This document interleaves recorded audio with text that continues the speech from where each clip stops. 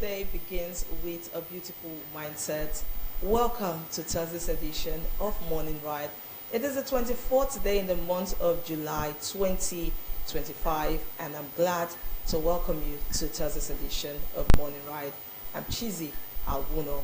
On this set today, we'll be taking you on a journey of insightful conversations where, of course, we'll have our paper analyst who will come in, who is already in the studio, Mr. Boni Akeze. And, of course, we have two guests who will come to talk to us on very important issues. I'm talking of Honorable Odi Odige, and he's going to be talking to us on the topic embracing technology for capacity building. We'll also be having another guest who is Prince Onobaye, community newspaper and effects of good governance. And of course, I'm not here alone. I'm Chizi Awuno, but I'm not here alone. I'm here with Perpetual Iboba. And I certainly have to say I've missed this set. Good morning, Pepe. Good morning, Chizi. How you doing? Good. All right, I'm good too. All right, so a lot has been trending on the political scene, but very quickly, I'd love to let you know that today being the 24th day in the month of July is the International Day for Self-Care Day, craving our time for health and wellness day. Now, it's no secret that life can be stressful, and the past few years are certainly a testament to that. It is extremely important to set aside to take care of ourselves. International Self-Care Day celebrated each year, I beg your pardon, on July 24, emphasizing the importance of self-care as a cornerstone to wellness. Now, self-care can't be overemphasized. I think it's something that everybody has to embrace as a habit. I mean, 247, 24 hours, 7 days in a week. You have to prioritize yourself. Put yourself first. There's certainly nothing wrong with it. If you're a single person, if you're married, it's okay to prioritize yourself, because you know what? If anything happens to you, the world will move on. And then at that point, you're going to feel really bad because, I mean, you didn't prioritize yourself and you prioritize other things and other people more than yourself. So yes, it's self-care day, so you can start by making yourself a priority today. Go grab that lunch. I mean, if you have money, I think you should be able to spend some money on yourself. Unfortunately, some people concentrate on taking care of people and then they leave themselves out. But today is a good day to start that treat that you've been meaning to give yourself and you've been procrastinating. Today might just be a good day to grab that and do that. Yes, that's that for that. And of course, a lot has been happening in Delta State as well. Mr.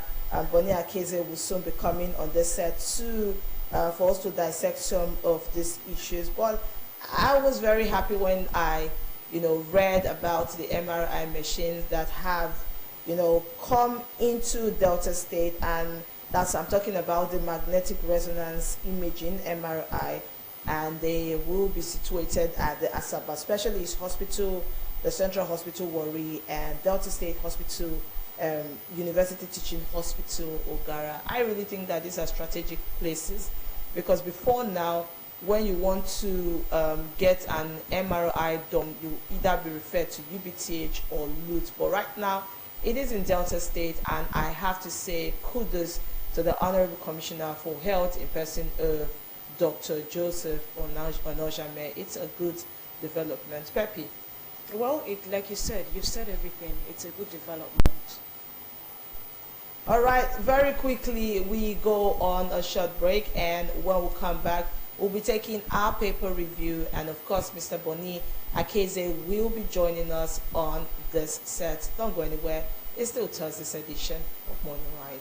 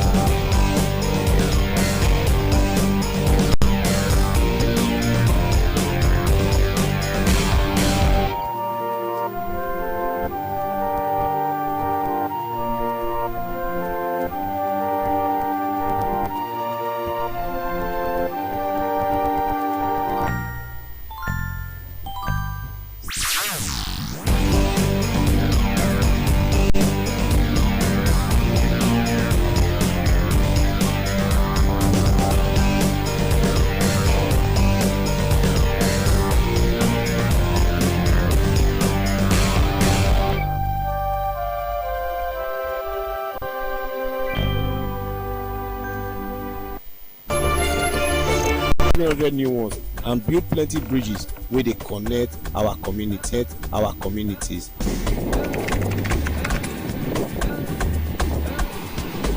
Every day when I dey reach here, my spirit dey jump, my morale dey high because this bridge never tell for worry.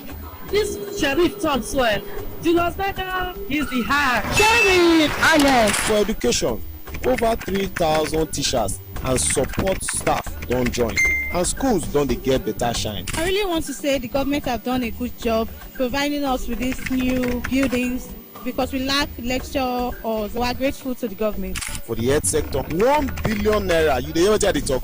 1 billion naira don burst out our health insurance. Hospitals don dey get better modern equipment and new health colleges don open. Every day, changes dey happen for Delta State. For agriculture, 1 billion naira intervention fund dey help our farmers to produce better food. Make we now begin to dey talk about empowerment sef wey dey sup for the state. Sheriff don touch over 250,000 lives for the state. Our administration is fully committed to what government expected to do for its people, which is to empower them to overcome the challenges of life and enable them to achieve their full means of happiness.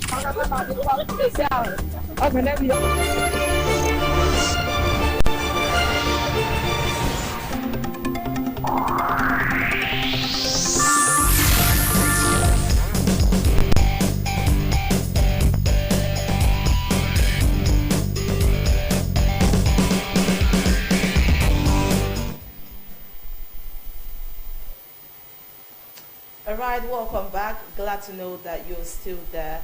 It is now time to take our paper reviews and then talk trending issues. And of course, our paper analyst, the person of Mr. Boni Akeze, is seated with us here on this set. Good morning, sir. Good morning. Welcome.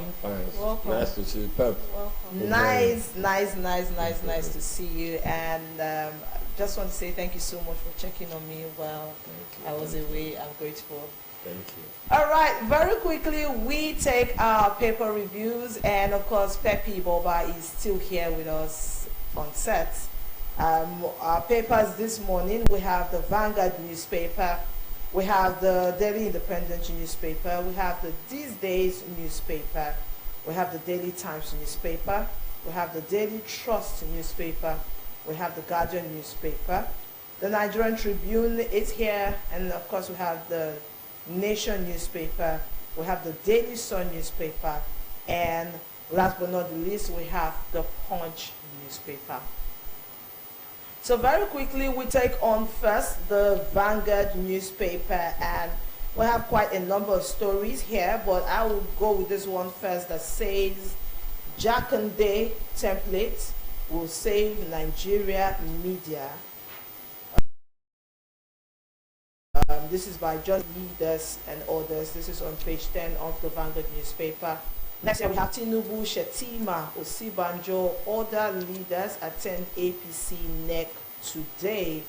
Buhari's memory to be honored at the meeting. Another story here says we stand by our tariff order, didn't tamper with generation costs. This is by EERC, and that's on page 13. And the screaming headline here says 2027 coalition will back any of us that emerges ADC's candidate. This is by Amechi, and there are writers to that story. The first writer here says FG policies not working, Nigeria suffering, ADC says. Now says Nigerians not feeling impact of savings from fuel subsidy removal. Another writer here says Amechi addresses supporters, vows to unseat Tinubu in 2027. Oh wow. Okay, another writer here says I am willing to. Okay. The last writer here says I am willing to work for any arrangement to secure Nigeria. This is by Lamido. Another writer here says, explains why he won't join coalition ADC. And the last rider here says, we won't dignify them with a response. This is by the presidency. And you can find that on page 5 of the Vanguard newspaper. And of course, the Mr. and Mrs. Corner is also there as well. All right. The Daily Independent newspaper is next, and the screaming headline here says 2027 election, subversion of people's will could lead to crisis. This is coming from ADC. The rider says no end in sight to Nigeria's suffering under APC. Top strip, it says MPC exports back hold decision as inflation, FX risk loom large. Supreme Court has settled our leadership question. This is coming from the Labour Party. Other riders from the Daily Independent include IDPs in Benue lacking relief materials. EU raises the alarm. Sanwo-Olu launches produce for Lagos, 500 billion naira offtake guarantee fund. Coalition won't work. Members are nomadic politicians. This is coming from PDP. And lastly, APC strengthens Senate majority as 4 lawmakers join the party. All right, these days newspaper is next, and first here the screaming headline says FG's half-year tax revenues jump 43% to 14.27 trillion naira. And the rider to that story says Edun rebased GDP Q1 growth, estimate signs of nation's economic resilience, renewed ultimate momentum. This one here says LCCI rebasing hasn't changed harsh economic realities. And the final rider here says analysts with Shigu's GDP growth attaining $1 trillion economy a tall order. The Daily Times. And at the top here we have this one that says Damagun, PDP's problem self-inflicted, de facto should return or live in peace. And there are riders to that story. At the top here we have Bagudu. Tinubu's ambition is to see Nigeria refine all its crude oil in country. Okay, next newspaper. All right, the Daily Independent, the Daily Times rather. These are the headlines. Federal government to tackle natural disasters as security issues. This is coming from Vice President Shetima. Reps decry planned sale of nation's refineries. You can find that on page 2. NIDCAM demands justice for 2 Nigerians killed in South Africa. Don't leave PDP in anger, Saraki tells members. Court orders Suswam Okolobia to enter defense on 3.2 billion naira money laundering charge. NAF records 1-year incident-free operations against terrorists. And lastly, 50th birthday. Mrs. Shetima thanks President, First Lady, and others for the support. All right, the Daily Trust newspaper is what we have next here. And first here, the buzzing headline says Temtawe sits to chair APC. Another story here says FG to spend $747 million on Coastal Highway as reps approves fresh loan. Another story here says cholera claims 13 lives in Niger. That's so sad. Another story here says troops kill many terrorists in Niger. Okay. This one here says strike. Doctors give FG till Saturday. At the top here we have defection. APC inches towards 2/3 majority in Senate. This one here says NNPCL reduces fuel price to 890 naira per litre. And lastly, Zamfara residents protest over insecurity. The Guardian newspaper is next with these headlines. 43% spike in tax revenue spurs hope for fiscal recovery, deficit cuts.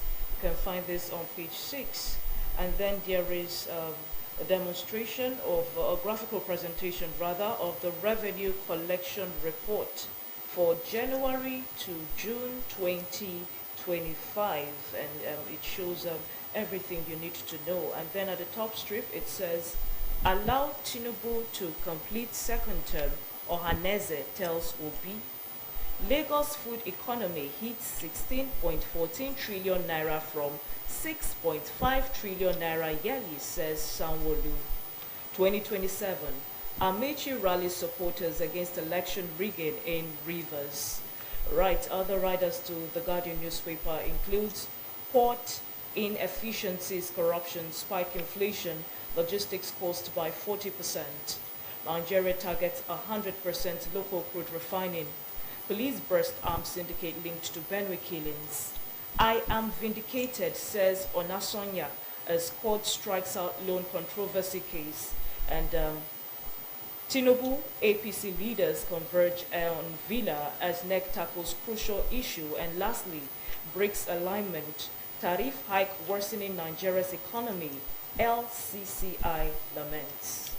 All right, the Nigerian Tribune is what we have here next. And the first headline here says, APC moves NEC meeting to presidential villa.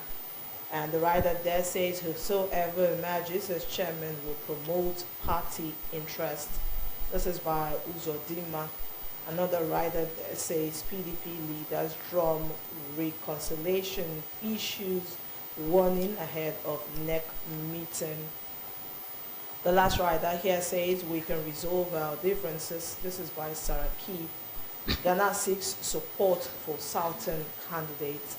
And you can find these on page 2 of the Nigerian Tribune. And at the top here, we have this one that says, I am vindicated, says Onasonya, as court strikes out loan trial. The writer there says, court also frees Otuteko as EFCC withdraws fraud charges. At the side here, we have Oshun Assembly members back at Deleke. Residents vow to stick with him, and that's on page 16. This one here says Ogun. Rivers top death row inmates lists 3,833 inmates on death rolls. This one here says, that's in the health sector, says organ transplantation surgeons revive dead hearts for infant transplants. That's a good one. That's on page 8. All right, this and many more you can get on the Nigerian Tribune. The Nation newspaper is next with these headlines. I am vindicated, says ex-First Bank CEO Onasonya. CEO, okay, loan case struck out. World Bank backs Nigeria's 90,000 km optic network project. Obi, Baba Ahmed pathways over Labour Party crisis. Ex-running mate joins Aburi's camp. Akwa Ibom, Oshun senators dump PDP for APC. 3 reps defect to APC. And then the major headline from the Nation's newspaper says, North Central favored to produce Ganduje's successor.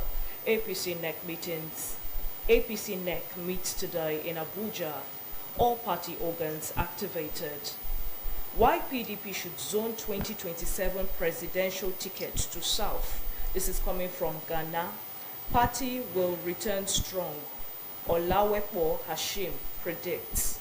Okay, government unveils produce for Lagos initiative with 500 billion naira take-off fund. And lastly, how rebasing of GDP will impact economy by Finance Minister Edun. You can find this on page 3.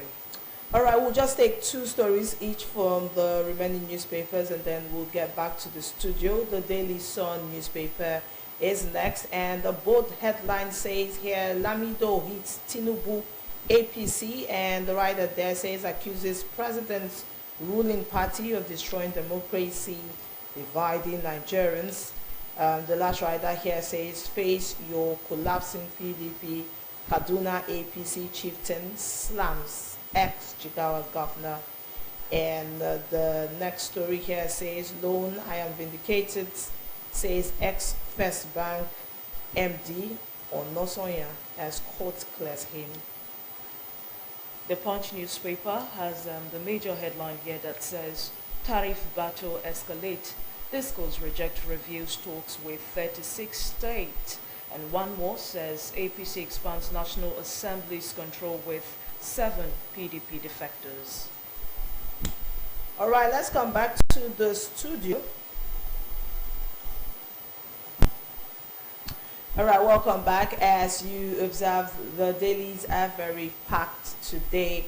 And of course, today being the 24th day in the month of July, the APC will be having a NEC meeting at the presidential villa. The location was changed last minute, so yes, that's that there. They'll be having a NEC meeting where, of course, they'll be discussing a lot of issues, but today, a new APC chairman will emerge, being that the previous one had to step down due to health challenges. Mr. Boni Akeze is still here with us. Welcome again, once again, sir. So, I've really been, it's been burning in my heart to ask you, how do you think that the APC government has fared so far? Because this is July. So if you are to give your view on what the government looks like, how would you rate them? Okay. You know, I don't like those scoring question. How do you score this? Yeah. But let us we talk to our society. Can we say that the situation in our country, the well-being of citizens, can we look ourselves in the mirror, telling ourselves the truth, and say that the well-being of citizens has improved in the last 2 years? Because there's no other way to assess a government other than how it has impacted on the well-being of citizens. Again, I also refrain from commenting on those because I have a different perspective to what issues of development is. Most of the times when we talk in Nigeria, it's about economic growth. So also, most of it, more often than not, you hear us touting GDP, GDP growth and all that. Yes, it is good to take a look at GDP growth, but it is more important to relate GDP growth to the living condition of the people. So if you go to town now, go to Kebu, go to Akwebunu, go to Bogono, go to the secretariat, where you meet the citizens on real life situation. What will you see about their living condition, about their disposable income? And again, you look at GDP, what is contributing to this GDP? What is contributing to this GDP? In the last 2 years, how many patents, trademarks, and industrial designs has the Ministry of Industry, Trade and Investment? How many patents, how many trademarks, how many industrial designs have they registered? Because these are the, go to the banks. Go to the banks. Banks play a role in nations' economic development. They serve as a financial, what we call financial intermediation. Go and look at the banks that are posting humongous after-tax profits. What have they done? How many startups have they supported? Who have they given loan? What has been their impact on the economy? Or is just reshuffling money among those who have who make money by speculating and by doing some funny things all around, directly and indirectly around the government and around some others around criminal activities. So these are the things we should look at, because that is the only way you will understand whether your nation is working or not. As far, if you ask me, from my political economy foundation, I think if we continue on the trajectory we are following, we will only be producing a different version, maybe worse or better version of what has kept us down, what has kept us in the rungs of the ladder of among the very poor countries of the world, in spite of our God-given potentials. That's what I see. What would you say our major problem is? And then you also mentioned something about criminality, and there's this rising case of insecurity in our nation. I mean, we've been through a lot as regards insecurity, but then you on the news almost daily, you hear things like bandits were captured, and most of these bandits were captured dead. Do you think that our major issue is corruption? That's one. And don't you think we should start seeing that bandits were actually captured and prosecuted? Because I don't remember if we even hear things like that. We just hear bandits were captured, but then the cases of insecurity is still on the rise. Okay, our problem is not quote unquote corruption. Okay. You have to contextualize it. Corruption is a symptom. So if you are having malaria, definitely you have to have cold, you have to have headache. If you keep focusing on headache and cold, you are only suppressing the main thing. Until you get to flush out the plasmodium from your bloodstream, you will continue to have, even when you relieve the pain, and it will come back, because what is enabling, what is fueling it has not been dealt with. So that is why I say it is in that context I say corruption is just a symptom. Our major problem, the foundation of our problem, is our flawed political system, political process, and the economic institution and system it has engendered. Look at, take a peek into comparative development analysis of the world. Look at the nations of the world that are seen as developed or advanced nations. United Kingdom and the countries of Western Europe, North America, US and Canada. Then you go to the other end, Australia, New Zealand. Then you go to Southeast Asia, South Korea, North Korea. Then look at the countries that are dressed as poor countries. Look at the countries in sub-Saharan Africa.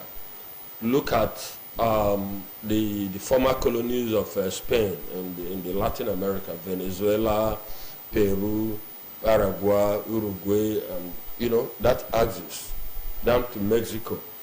Then look at North America, Asia. Look at countries like North Korea and all those fringes. You will see that the people that fall into the country that enjoys prosperity, whether poor people enjoys prosperity, look at their institutions. Look at the incentives that drives economic activities. Look at the crime situation. Look at the security situation. You see that you have similarity. Then look at the poor countries. Look at their institutions. Look at the type of incentives that are available for economic prosperity. And look at all of them. You will see the same pattern. So our problem is our institutions. Like I was reading one document. Look at how two billionaires, the world's richest people at a particular time, Bill Gates of Microsoft and what they call him again, Carlos Slim of Mexico. You see, Bill Gates founded Microsoft, the tech giant, and you saw he made his money. He became the world richest man by innovation, by having a patent. You know, because of following the country, the environment, the business environment where he operated, the United States. Look at Carlos Slim. He became one of the world richest. He has no patent to his name. He has no trademark, any innovation. He has just been speculating. He started with speculating in the country's capital market and having connections in government and know how to get the best contracts. They are two different things. They are two different things. So our problem is our institutions. Until we have the institutions that promote incentives for innovation, incentives to promote your talent, incentives that gives education, that makes learning and creativity, you know, Seamless. you know, give it a boost. And all this can only be achieved through the political process. You have a system that allows citizens to check politicians, and you know that it is not your connection, it is not your money, it is your rating before the people that will determine whether you have access to the commanding heights of the nation's affairs or your state's affairs. We are going to continue gravitating around this moral regression. All right. There's no two ways about it. Okay, so the Daily Times posts this news headline this way. I think it's the screaming headline. It says, "Reps decry planned sale of nation's refineries." But about days ago, they said state-owned refineries located in Port Harcourt, two in Port Harcourt actually, Kaduna and Warri, have been subject of controversy in recent times, owing to claims and counterclaims of their production capacity. But when we, heard that these refineries were existing, people were happy, because if not for, the speculation that things will be cheap, people thought that at least there will be employment opportunities for people. And about 7 months or 7 months into 2025, it's a different ball game. So what's your take on it? Yeah, Nigerians have not asked themselves when the refineries worked. There was a time the refineries were working Right. optimally Yes. under government in this country, different administrations. So then that era, what happened? What happened? Why have we not been able to go back to that era when those refineries were?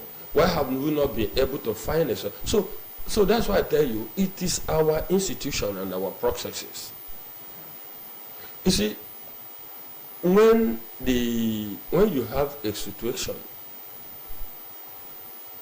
when people can do things and get away with it, when you have a situation where government is just the state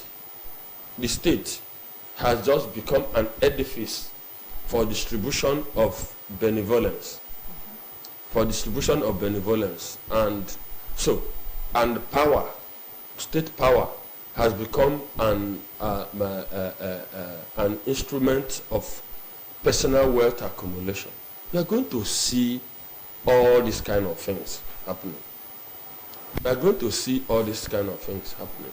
So until human beings live by human beings are intentional. For anything they want to do, there must be a motive for it. So they are intentional. It is, and another thing we do is we try to know even criminals, even an armed robber want to shield himself from pain.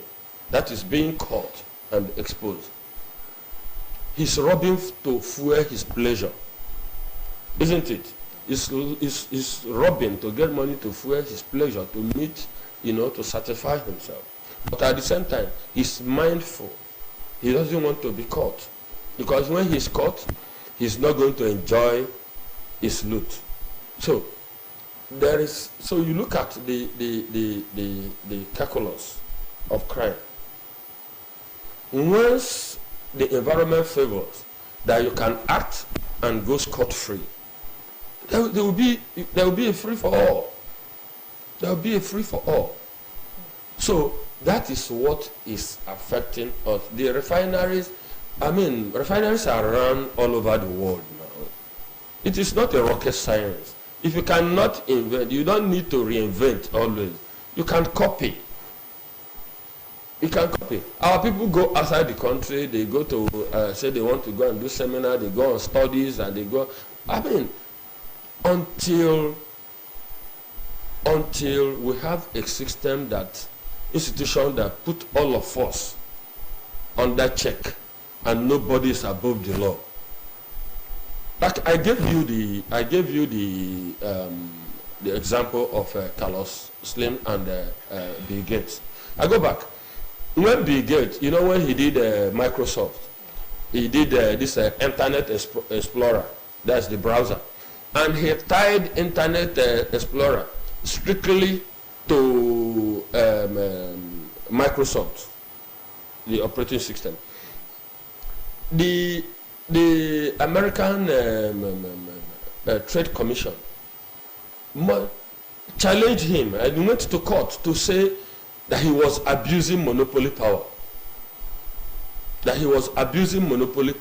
And at the end of the day, they came up with the decision that's okay. If they didn't, Bill Gates, Microsoft would have held that. You wouldn't have other browsers like Safari, like Bing, like even Google. Yeah. So it has a system that didn't allow him to do that and get away with it. So until we have that system that censors everybody, whether you are the president, whether you are the MD of the bank, you are whomever you are, you rise and fall on the strength of the law, of the same law. Okay. That we will continue to do. Our very hardworking EFCC chairman, Olukayo, he said over 75% of fraud that happens in the economy happens in the financial and the banking sector. He didn't just come out to say, he has gotten, of course, the office he occupies, the job, how long it has been in EFCC. But who is talking about it? Who are the owners of the bank? Who are the enablers of the banking institution? Who are the friends of who are the partners and collaborators of the bank executives? You are only beaming your this thing on the public office holder. The real deal, the real thing is happening in the private sector. It's not that I'm excusing this because it's happening in the private sector because also the people in the government are their enablers.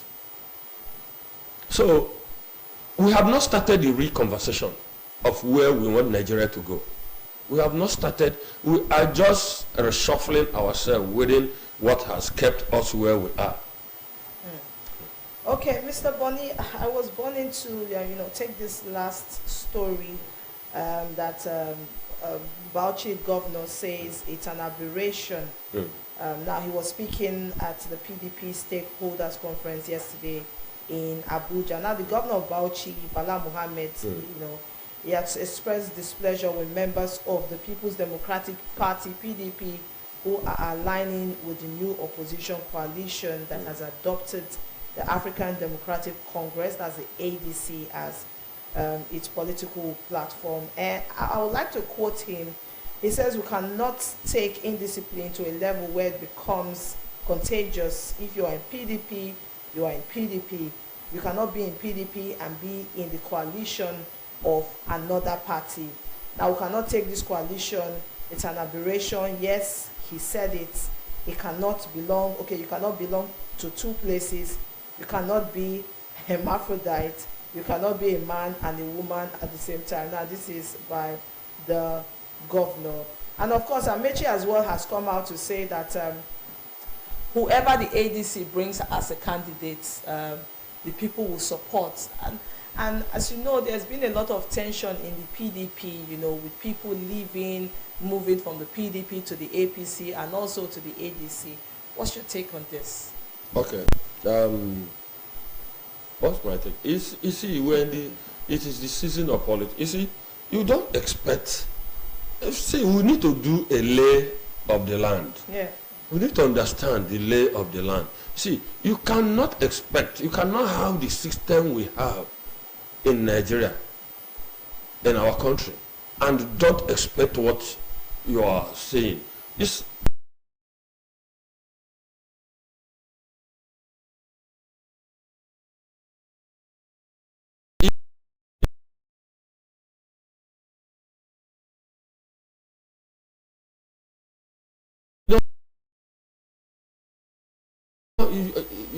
gives. We all know that. Look at all the people you know around you who have held political office. What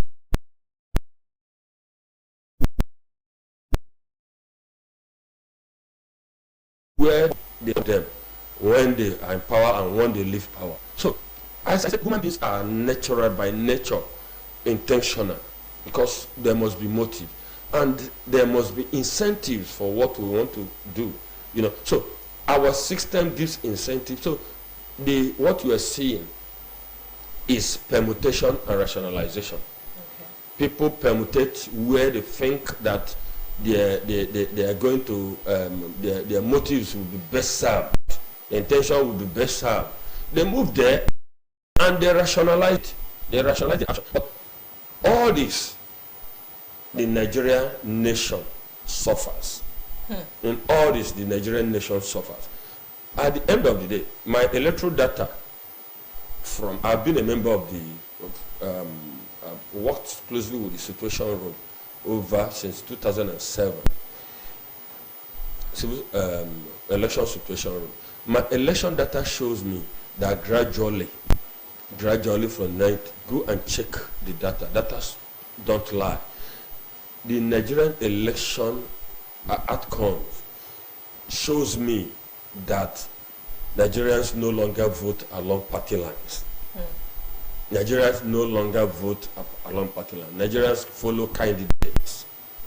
You know, so all these things that are happening and they are happening because the electoral act, our electoral legal framework, ties everybody that want to do election to a political party. You must belong to a political party. So political parties in Nigeria are just special purpose vehicles. They are not institutional. They are not what I would call vehicles for propagation and promotion of specific ideology. So you can be here today and there tomorrow, and there are people who have changed parties at every election cycle. You know, it is about their motives, it's about their permutation. Okay. So, and that is how it's going to be for now. That's going to be how it's going to be.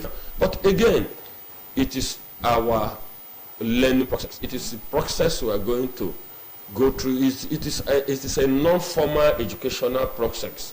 People, when these things are happening, that's why we say that is this non-formal educational process is what we call experience is the best teacher. That's how I live it.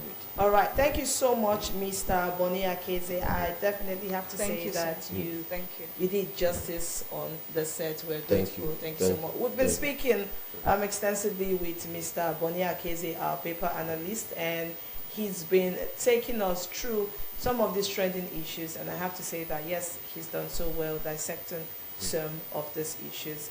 It's still Thursday's edition of Morning Ride, and very quickly we take on our guest corner, where we have Mr. Nelson Egwari, the executive assistant to the governor on media, and he's going to be taking us on the topic, the role of media in good governance. Don't go anywhere.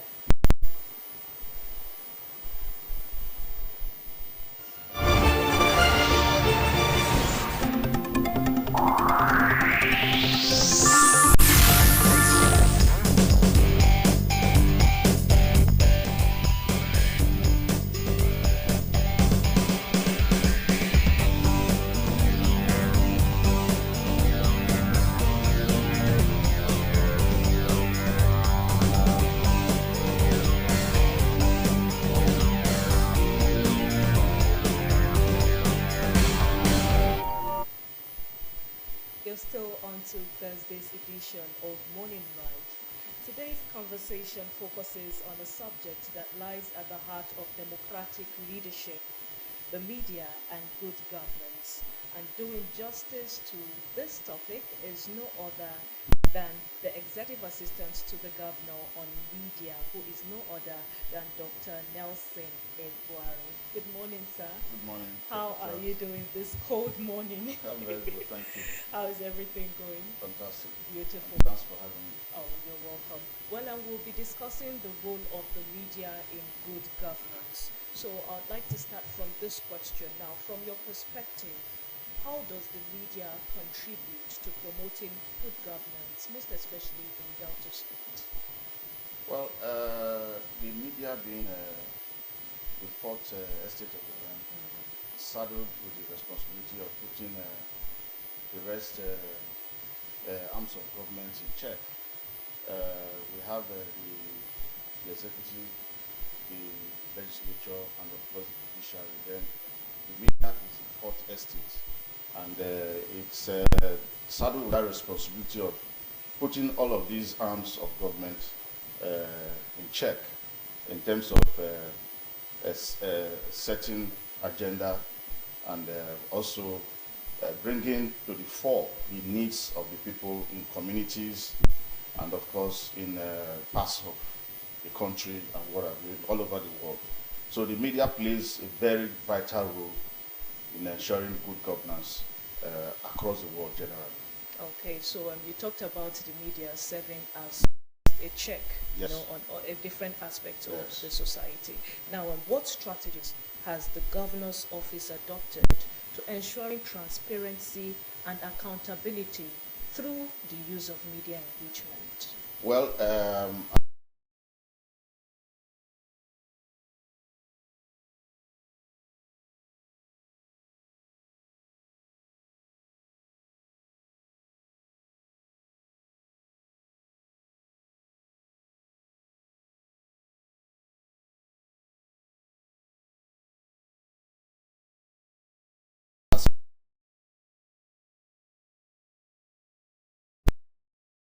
the government, with information machinery, is the Honorable Commissioner of Information.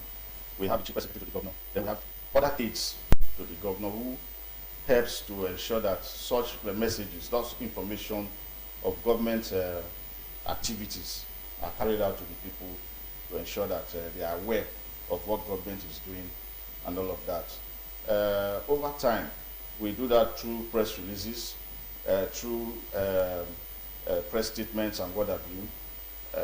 Most times when the ESCO meets, after the meeting of the ESCO, there's usually the post-ESCO briefing, which they go ahead to inform the people through the media the resolutions taken at that ESCO. And from there, the people will be aware that, okay, a road in Emevo, my community, for instance, has just been approved, and then the people will rejoice.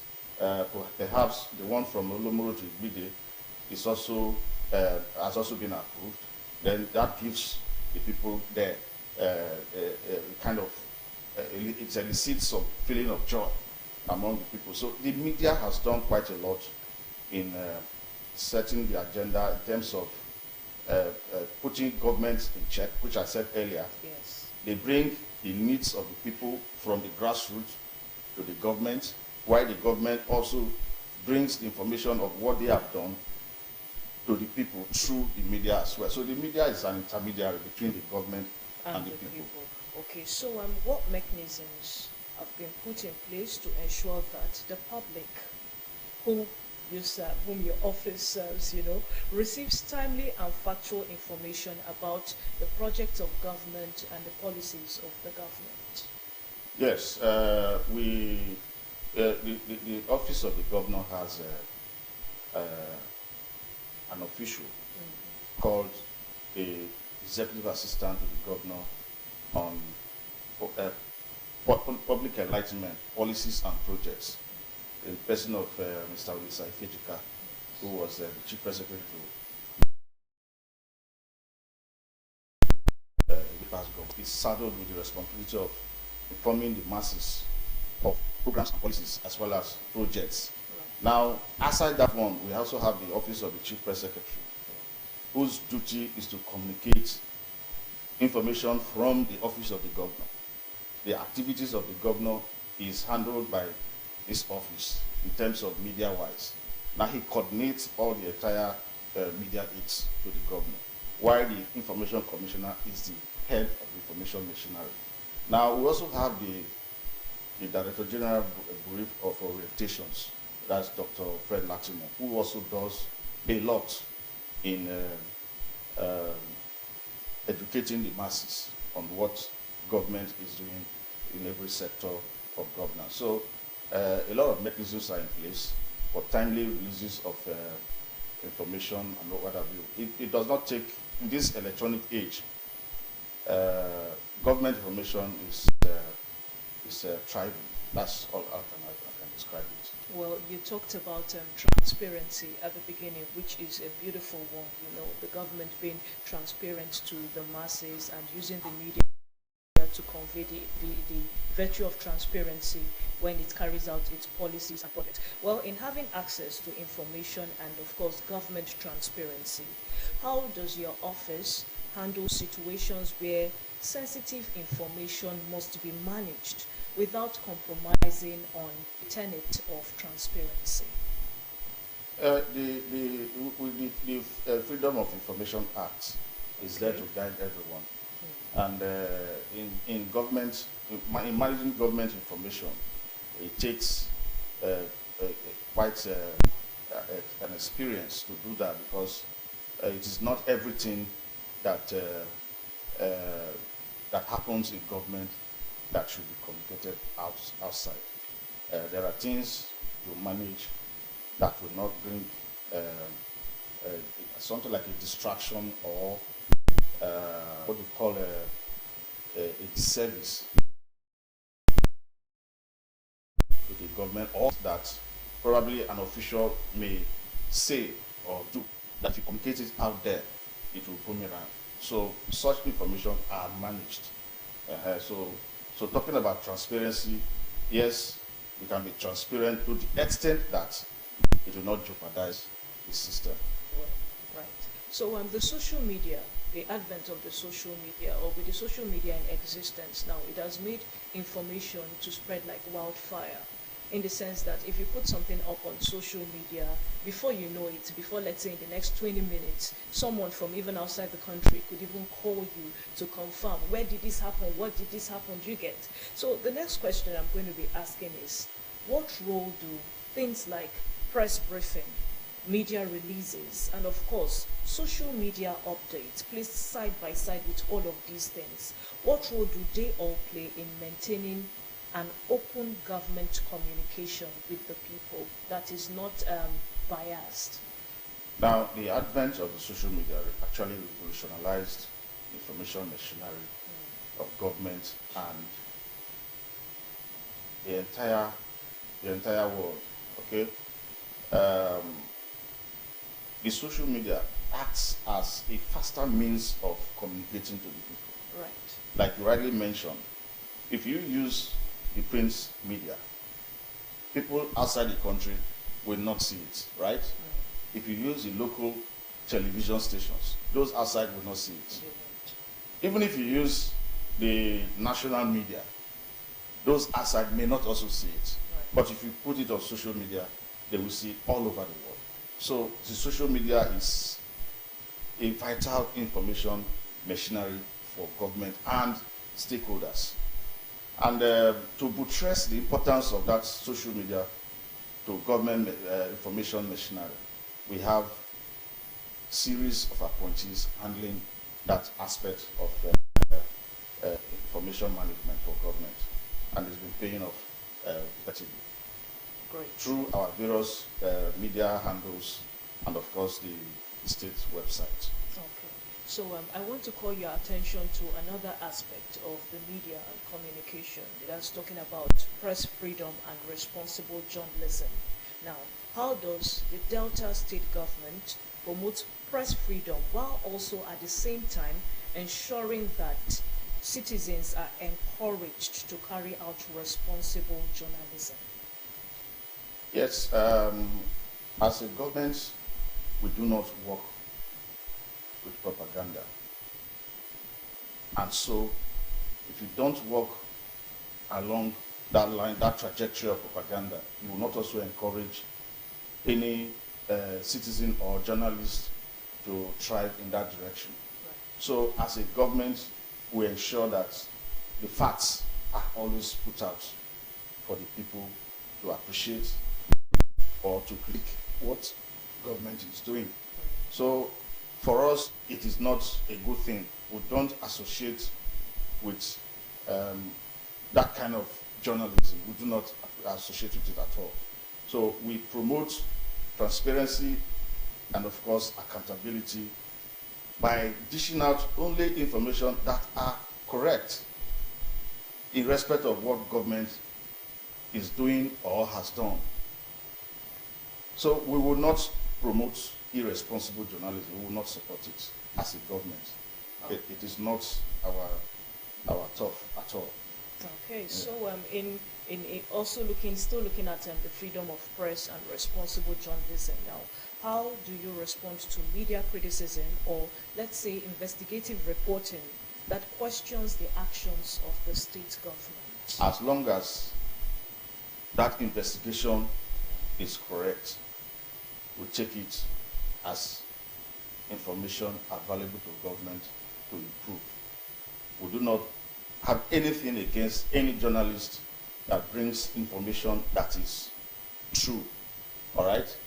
Whether it is negative or not, as long as the information is true, government takes it as a tool to better governance. Great. So in encouraging public engagement and ensuring that there is civic participation, how does the media help drive civic participation, or how does your office actually help the media to drive civic participation and community feedback on government program, most especially looking at activities that are done in the rural or hard to reach areas of the state? Well, all of us, we all have our social media handles. Right. And when we post government information in those handles, the citizens engage, they ask questions, and we provide answers.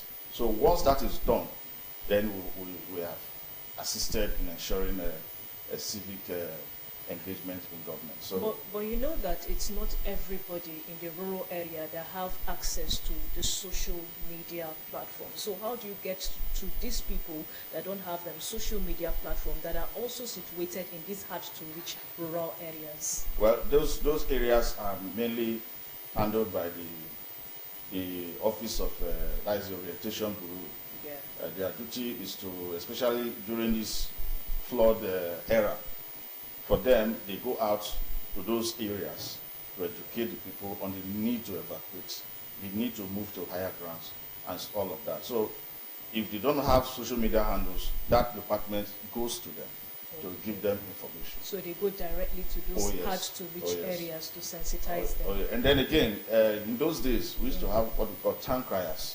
Right. Yes, so I don't know if they still exist in the villages. Growing up, that was the means of passing information. Once the community head is informed, the community head will now call the town crier, who goes round to all the streets to make the announcement that so something is going to take place and what have you. So, but that's I'm sure it still happens in most villages. But now that we have WhatsApp, Yes. all right, for every phone that is connected to network has access to WhatsApp. WhatsApp. So all of those community groups, they have WhatsApp pages and all of that, where information goes to. So that's another means of reaching out to those hard to reach areas. Yes. Great. So in looking at media challenges in government, now, how has your office addressed issues of, let's say, fake news, misinformation, or politically motivated narratives in the state? And secondly, what challenges do your office face in aligning media coverage with the goals of good governance, most especially in a politically diverse environment? Well, we are open. As a government, we are open. We do not restrict coverage of government activities. Then, of course, talking about issues of fake news, misinformation, and all of that, all we needed to do is to just set the narratives correctly. We inform the people that this one is not true. This is the position of things. This is the state of issues that we are talking about here. And of course, once a misinformation is put out there, it is our duty to correct it, to set the right narrative to the people. Great. We talked about the advent of social media and how it has helped in the speedy transfer of information. Now, with the rise of the social media alongside the digital media, how is your office currently adapting to the changing media landscape? We are not adapting because we have already used to the system. Yeah, we are used to it. Okay. Over time, since 2011, over time, when the social media gained traction in governance and in Delta State, we've been players in that field. And so it is not, there's nothing new for us to adapt to. We're already engaging in it, and it's paying off seriously. So currently in Delta State, are there any state-led digital platforms or tools that are aimed at enhancing citizen engagement and transparency, most especially when it comes to news reportage, since everybody is a mini journalist, if I should put it like that, because of the social media? Well, there's nothing restricting anybody from reporting, especially within their environment. Nowadays, it is called citizens journalism. Once you have a good phone and a good camera, of course, you're a citizen journalist. And so you report activities as it were in your area. You see that some of these videos that go viral, especially when it has to do with maybe security people trying to harass citizens. You saw that one that has to do with indecent dressing.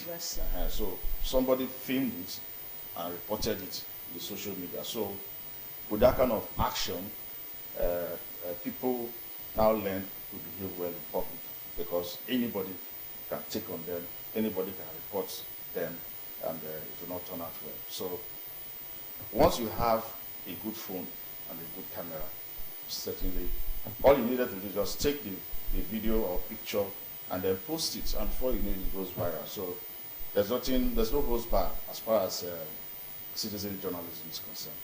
Okay, so in looking ahead, what are the future plans for strengthening relationship between the media and the government so that they can serve the people better? Well, in Delta, Yes. we have a very robust partnership with the media. Like I said earlier, those offices that the governor created, those appointments he made at various strata of information management system will relate with journalists across the state and country, not just within the state alone. There are some journalists, there are some editors that we relate with outside the state.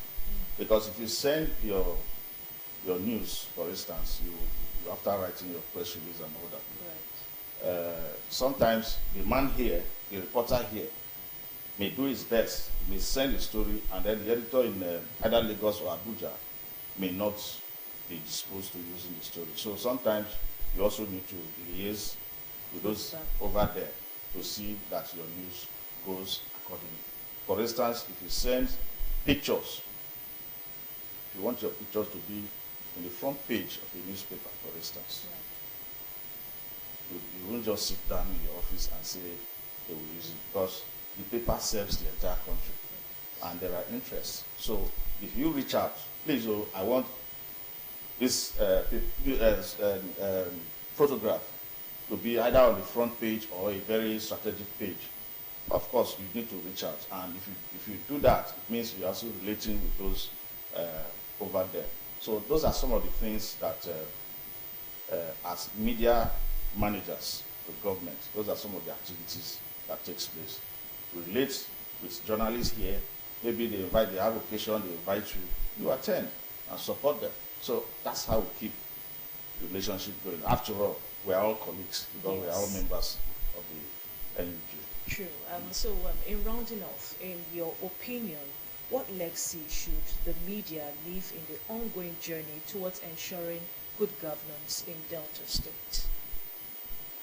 Yeah, the media has always played that vital role of ensuring good governance, not just in Delta, but across the country and the entire world. Right. Remember when this man, President Trump, was during his first term, he had issues with the media, and it affected him seriously, that he almost lost his re-election. So every government knows the importance of relating with the media positively, and will continue to do that. Okay, so before we let you go, your final words to viewers and Deltans. Well, for me, I like to thank Deltans for their support over the years. They have been very fantastic people. I want to assure them that the Borobo-led administration in Delta is doing its best to make Delta a better place. It's doing more as he has promised, and more we will continue to expect. Amen. So before we go, I would like to congratulate you. I learned that you were elevated to the office of the executive assistant, I think weeks ago, from being the SSA. So congratulations, sir. Thank you Congratulations on your new elevation. Actually, we've been speaking to the executive assistant to the governor on media on the topic, the media and good governance. He is Dr. Nelson Egwari. And I trust you had an amazing time, just like I did. Thank you once again for joining us right here on Morning Ride. Thank you, Professor. Thank you. It's still Thursday's edition of Morning Ride. We'll take a quick breather and it will be time for our next sport. Just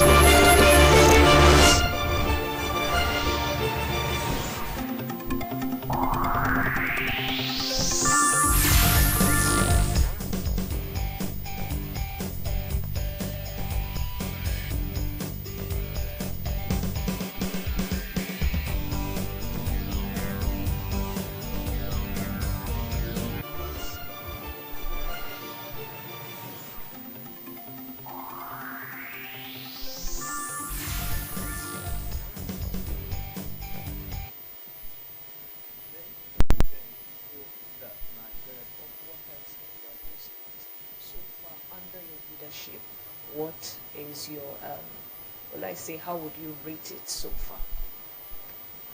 Well, the Delta State government, they have been trying. But you know, when you talk of welfare of workers, it involves a whole lot of things.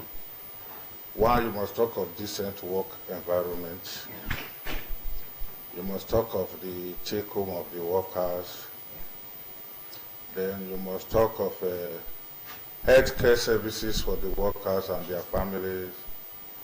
Then they say rest is sweet after labor. When the worker has used his useful age to serve the government and leave the service after 35 years of service or 60 years of age, whichever comes earlier, how do you take care of him or her? So that's why I say the government have been trying, but some of the issues are not just in Delta alone. The federal government have exclusive jurisdiction over certain matters, and it is when the federal government approves and issues circulars That is when the state government can now adopt and implement for the workers in the state public service and even those employers of labor in the private sector. They always wait for the federal government to take the lead. Now, the issue of salaries and wages, it is in the exclusive list of our constitution. It means federal government must take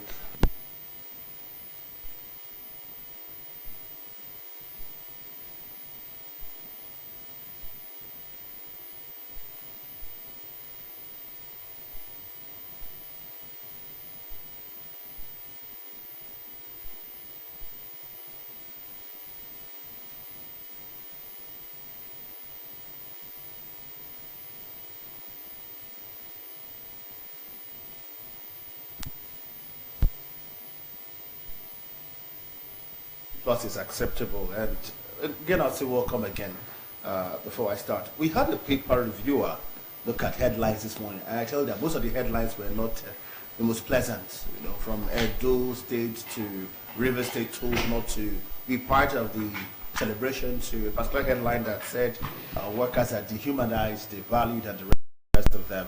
NLC has not been making the most pleasant statements so far about May 1st, Workers' Day. Now, my question is, the reviewer said, is this a celebration or a time for reflection? Now, push that question to you. Well, I can say it is a day of celebration and also a day of reflection. Okay. You look at where you were, you look at where you were coming from, where you are now, and you must have cause to thank God, because there were others who started the struggle with you. Where are they today?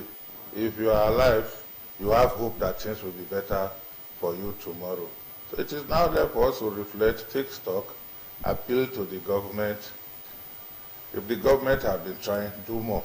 Like in Delta State, our amiable governor, when he was campaigning to be governor, he said he will listen more and do more. So like the proverbial Oliver Twist, we will always ask for more. So even if we are getting something, we are not yet there. It is not Uhuru yet. So that is why I said there is cause for celebration, because we are alive, and it is the person who is alive that has hope. Yes. Then when we reflect, we can approach the government to say, yes, you have tried in this area, but in this other area, please kindly see what you can do so that it can improve on the welfare of workers. For example, you talk of cost of houses in Asaba. It is very high. In fact, it is getting out of the reach of the common man and the worker.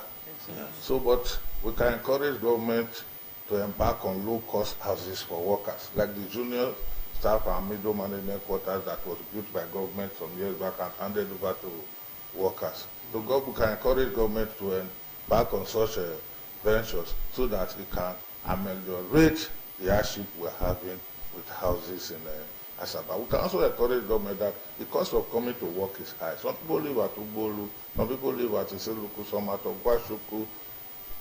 There could be a mass transit. Government can provide buses for mass transit and subsidize it. Yes, and it will also help the workers. So we celebrate and also take stock and encourage government to do more. We have hope that things can be better tomorrow. So apart from encouraging the government to ensure that the living conditions of people in the state is better by the passing of each day, by making available resources to aid their movement, reduce cost and all of that. Now, what is the NLC in the state doing internally to ensure that the living conditions of the people in the state too are also catered for, if not to a great extent, but at least to a little capacity, just in their little way?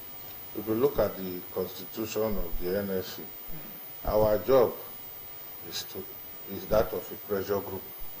Our job is to pressurize government, discuss with them, negotiate with them to improve the living standard of people, because we don't have the resources that government has to take on people. It is the duty of government to take care of the people.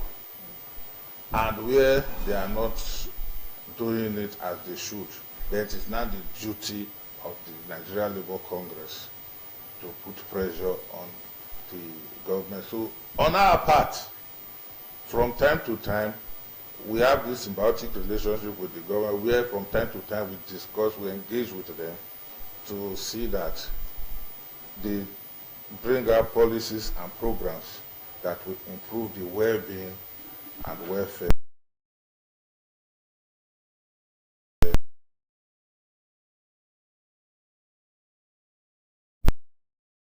of the people. We know that the unemployment rate, according to the Nigeria Bureau of Statistics, is very, very high.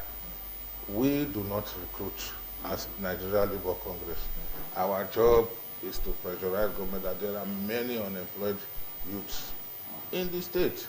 Try and create policies that will encourage investors to come where they invest. They will now have offices and companies that will employ our teeming youth. There is insecurity in the land. We also encourage government support the security agencies by providing vehicles, good walkie-talkie, other technological instruments, enable them fight crime. That is our job. Okay, let's talk about the theme of this year's celebration, reclaiming the civic space. Now, how does you, the NLC, interpret the word civic space? That's wonderful, first of all. Yeah, it is reclaiming the civic space in the midst of economic hardship. You know, workers are the ones that turn the wheel of progress. They are the ones that create wealth in the country. The civic space is generally the geographical space of Nigeria, and the worker that is supposed to create the wealth is supposed to be at the center stage.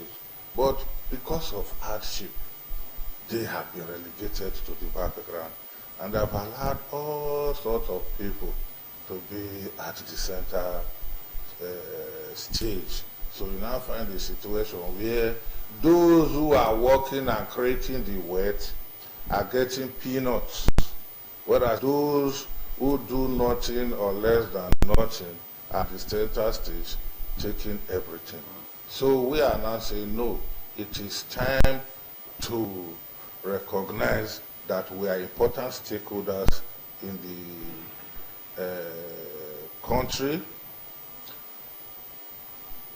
Join others, take over the space. Don't allow people from here and there who shouldn't be. You will agree with me that you have some people who are just primary six holders, who are just secondary school holders. They have ruled this country and they have ruined the country.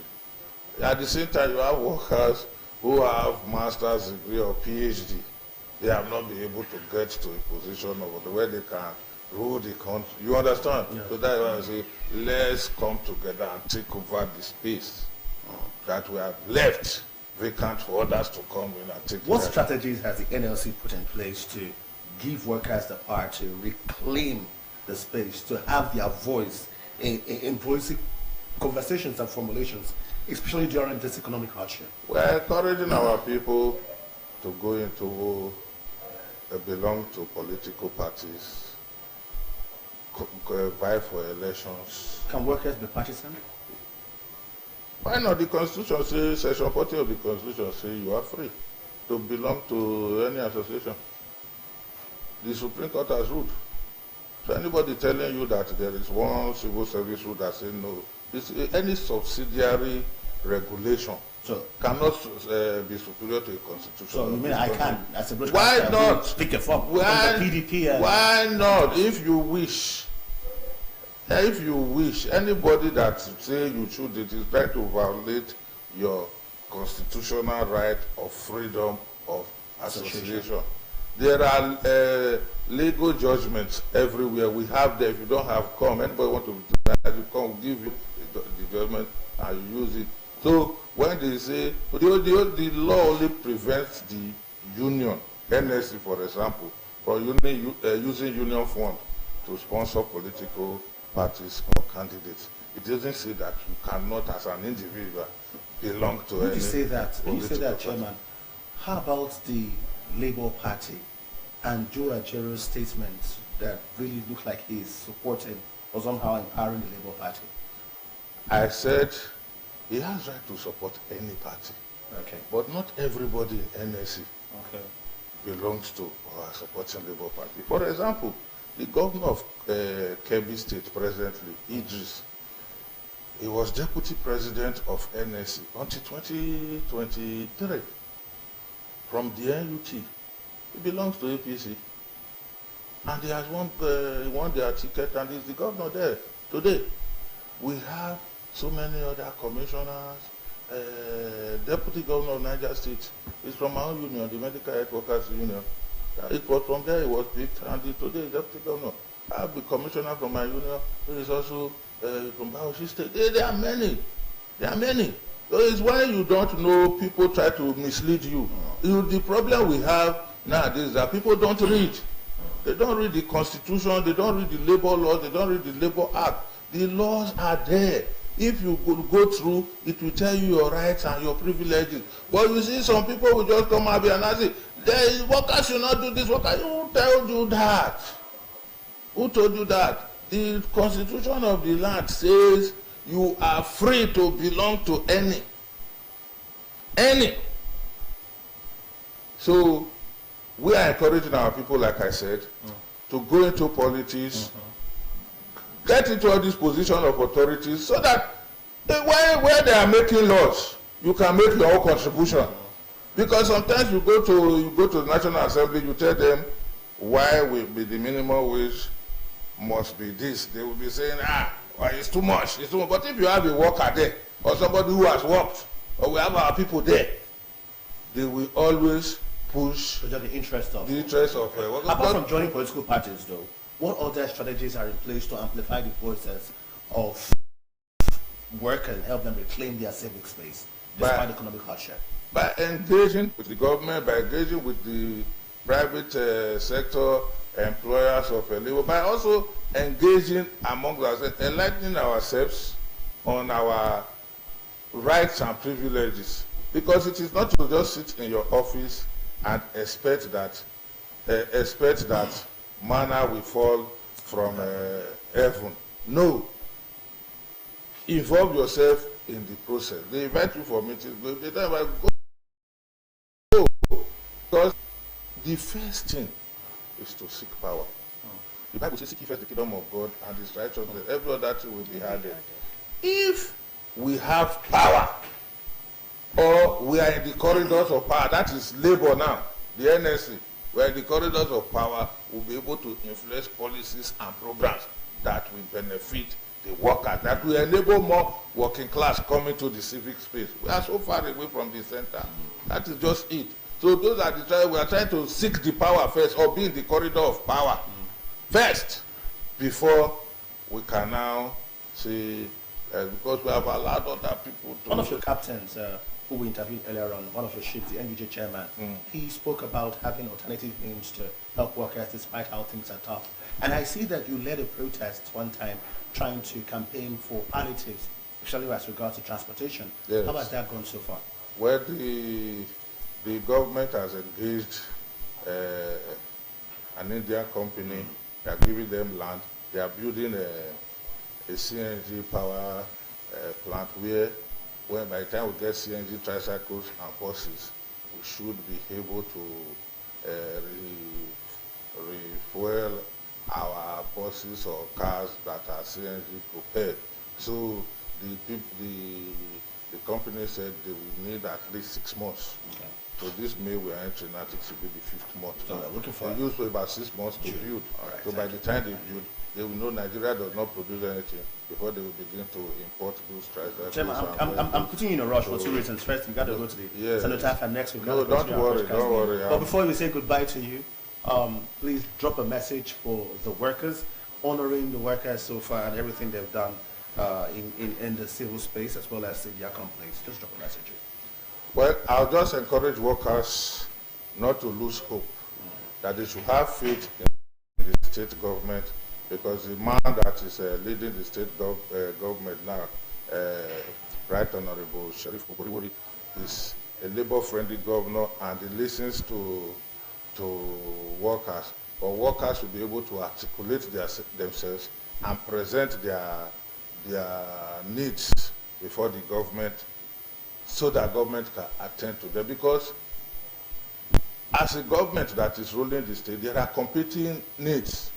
If you don't come out to cry and say your own, nobody will remember Because you. I'll say if we If you come don't, out, that then is, it's yeah, that's it. Yes, if we don't Yes. come out to cry and say our own, nobody listens to us. Because the great Jerry Garner said, nobody will blow your trumpet for you if you don't blow it by yourself, because everybody is busy blowing their own. So if you don't blow your own, who will now know that you are there? So workers to come out en masse to support the Nigerian Labour Congress and Trade Union Congress, to always blow their trumpet so that the government will hear and know that we have needs. Sometimes when you say, let's come and protest, let's come and do this and that for government to know that we have this need or that, workers don't come out. They sit at home. They have become so poor that they do not have the capacity to think again. So that is why we are saying we want to encourage them to have hope, to support us, so that we can keep blowing the trumpet for government to hear us and attend to our. I have so many questions for you, sir, but you can invite me some other time. I'll invite you some other time. We'll have this conversation. So that's a promise. Yes. On yes, the Thursday morning, right? Maybe next Yes. week you'll be here. Yes. We'll continue this conversation. Yes. Thank Why you not? very much. Thank Thank you. you very much. That's a commitment there. And if an NLC chairman says that, then that's words on marble. Thank you so much. The NLC chairman of Delta State, Comrade Goodluck of Opodoku, he has been doing his job so well. The economic hardship in the country is too much. But then people have been putting in the energy to make it easier for workers. And I wish you all the best. I do not envy your job, but I wish you all the best as you continue. Thank you so much. Thanks for having me. Yes, and that's how we Thank wrap you. it up on Morning Ride this Thursday.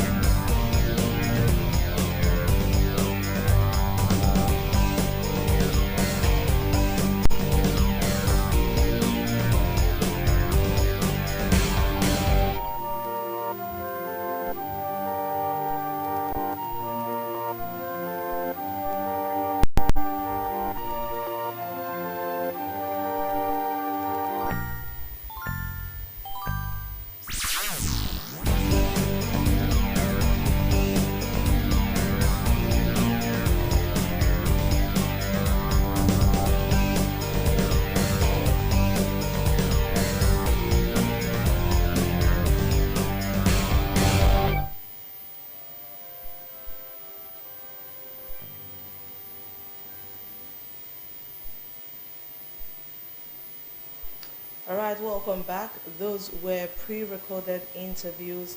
The first interview there we had was with Mr. Nelson Egware, the Executive Assistant to the Governor on Media, and he took us on the topic, the role of the media in good governance. And the next person who took the second interview was Comrade Goodluck of Frobuko, and he took us on the look at Delta State workforce and their welfare. I hope you found those conversations insightful. Well, this is where we draw the curtain for Thursday's edition of Morning Ride. Your last words, Pepe. All right, today is International Day of Self-Care. Do well to take good care of you. All right, stop for a minute, breathe, and be proud of yourself for how far you have come. Let's begin again tomorrow, bright and early at exactly 7 a.m. here on Delta Television, the People's Pride. Until then, I'm Cheesy Awuno. Good morning.